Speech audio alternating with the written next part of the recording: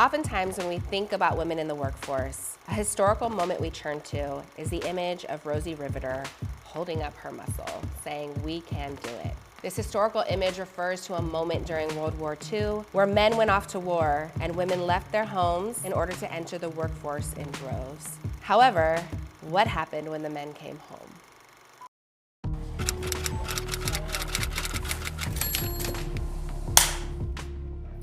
I am the co-owner of Bodega Park. I am a supervisor in Los Angeles County for the 3rd District. My position at Curaçao is Chief Marketing Officer. At Mount St. Mary's, I am the interim director of the Center for the Advancement of Women, and I also teach in our film, media, and social justice program.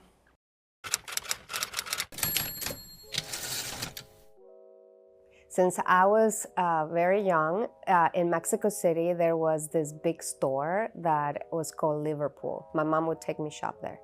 And I was mesmerized by all of the different things that they had and that they sold. And I thought, one day I'm gonna own a store. I always also thought that, being successful meant that I was gonna work in a very tall building and I was gonna carry a suitcase and I'm gonna sign a lot of checks.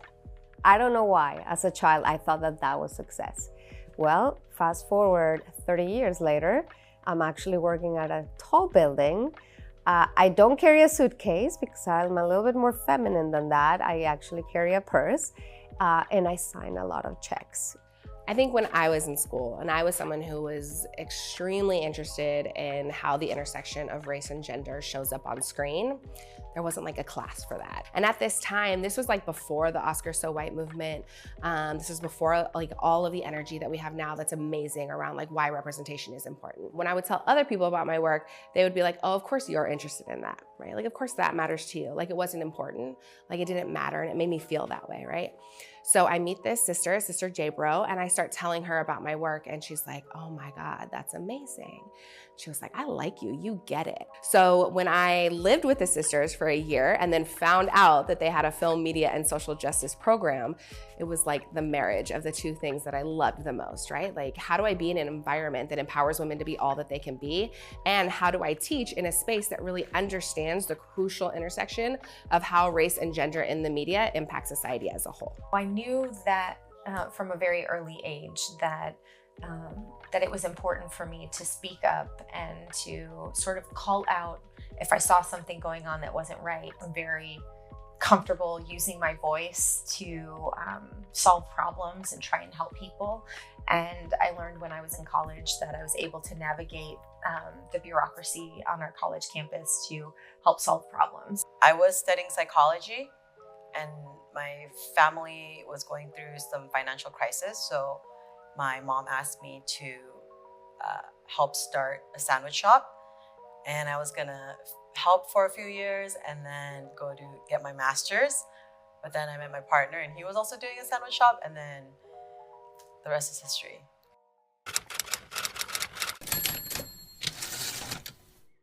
My mission and goal when I started Bodega Park was to provide like good quality, tasty foods alongside good quality coffee. I think, yeah, our menu just kind of reflects who we are, like where we grew up, what we grew up eating. The LA County Board of Supervisors is a body of 5 women for the first time in history. We're very excited about that. And it is the local government that provides the social safety net for the city of Los Angeles, as well as all of the 87 other incorporated cities in the county, as well as the unincorporated area. I head up all of the marketing initiatives for the company. I am also the spokesperson that handles the media.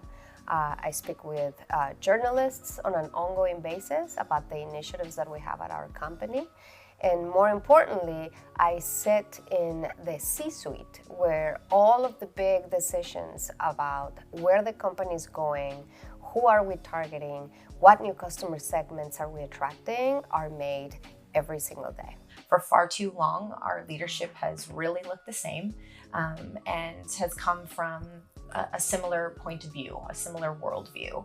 And the more we change who's at the table in making decisions, the more those decisions and the outcomes that will come from those decisions will reflect the needs of more and different kinds of people in the community. I myself grew up with a single mom, and I saw her struggle constantly to even be in the same room as so many people. Like, not only because she was a woman, but because of her race and you know, lack of English skills. But my mom always powered through, and I think that showed me, you know, yeah, working hard is great, but you also have to work to your advantage. As a woman, personally, I don't think anything can stop us from doing anything. If we want to do something, we'll get it done. Another thing, as a woman, you have to work harder, and you have to show up every day and work 10 times harder than any other man.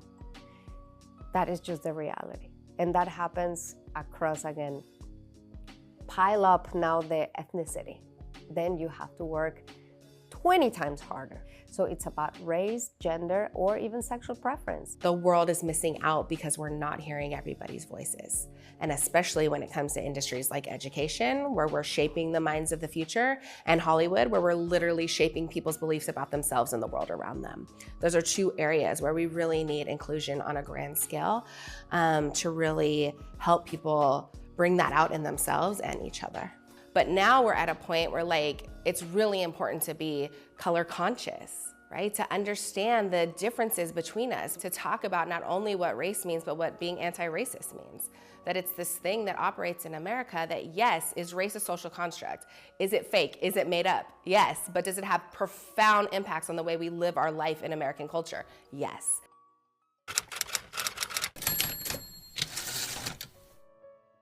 I want to be a strong woman for my daughter, because I do want to show her that whatever obstacles we face or whatever society tells us we can or can't do, like, they have no say. She is her own person, and it is her own life, and whatever she wants to do, she'll be able to do it.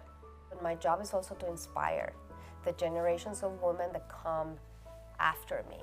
I always tell my team that when I leave, I want them to be the ones replacing me.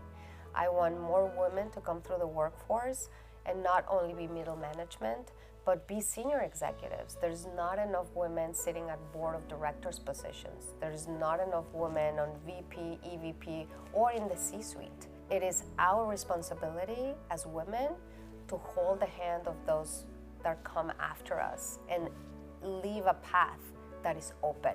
Those unique things about me that made me different, I wish I would have nurtured those more from the beginning and valued those. I wish that moment that I felt when Sister Suzanne looked at me and was like, I like you, you get it, that I had liked that about myself my entire life, right?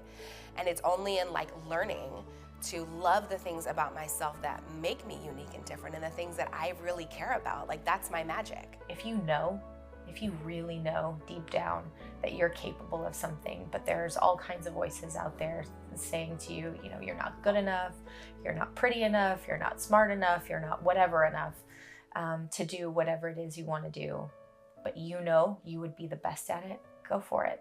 Because you owe it to yourself to show yourself what you're capable of. I see us organizing, I see the new generations organizing themselves even more and really helping continue to build a culture in our country of empowerment for women to continue to succeed. We are more educated, more successful, and more impactful than we have any other generation before. I hope that we see a woman president very soon, that we see leadership on the Supreme Court that actually values women's rights and women's autonomy.